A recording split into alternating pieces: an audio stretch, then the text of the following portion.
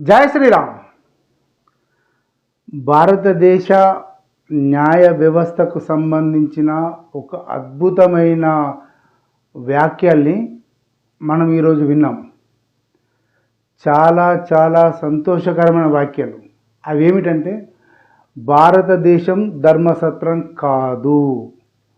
ఎంత అద్భుతమైన వ్యాఖ్యలు ఇవి. ఒక జాతీయవాదులందరూ లేదా దేశ ప్రజలందరూ కూడా సంతోషపడాల్సిన సందర్భం ఇది.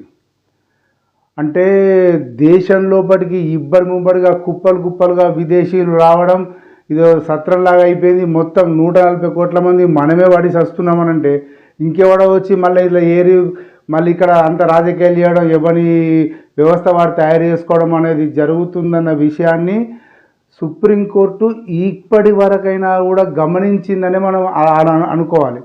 ఎందుకంటే కొద్ది రోజుల క్రితం రోహింగ్యాల గురించి చర్చ వస్తే ఇది మా పరిధి కాదన్నో లేకపోతే అట్లానో ఏదో చేసేసారు దాన్ని. అంటే దాన్ని అక్కడికి ఆపేసింది కోర్టు. కానీ ఈరోజు జరిగిన ఈ వ్యాఖ్యలు అంటే చాలా చాలా సంతోషకరమైన విషయాలు. ఎందుకంటే ముఖ్యంగా శ్రీలంక నుంచి వచ్చిన వాళ్ళకు సంబంధించి మా భార్యకు సర్దిలేసింది, జ్వరం వచ్చింది, తుమ్ములు వచ్చినాయి, మేము ఇక్కడికి వచ్చినాం, హాస్పిటల్ ఉన్నాం, ఇక్కడనే మించిపోయింది, ఇక్కడనే సెట్ అవుతాం, మా పోరాళ్ళు ఇక్కడనే ఉంటారు, మా వాళ్ళందరూ ఇక్కడే ఉంటారు అని చెప్పని ఏవైతే ఈ సెంటిమెంటల్ డైలాగ్స్ ఉన్నాయో అవన్నిటికీ చరమ గీతం పాడుతూ, అంటే ముఖ్యంగా శ్రీలంక వాళ్ళతో మనకు పెద్దగా నష్టం లేకపోయినా అది కూడా ఒకందుకు అవసరం లేదు. కానీ ముఖ్యంగా భారతదేశంలో ఉన్న రోహింగ్యాలను, ఆ తర్వాత పాకిస్తాన్ వాళ్ళకు సంబంధించి ఇది ఒక చెంపపెట్టు.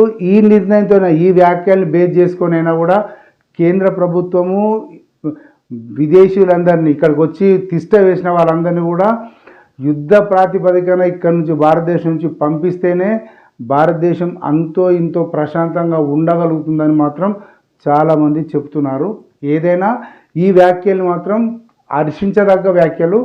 జాతీయవాదులు, దేశభక్తులు, దేశ ప్రజలందరూ కూడా ఈ వ్యాఖ్యల్ని సమర్థిస్తున్నారని మాత్రం ఖచ్చితంగా చెప్పవచ్చు. జై శ్రీరామ్.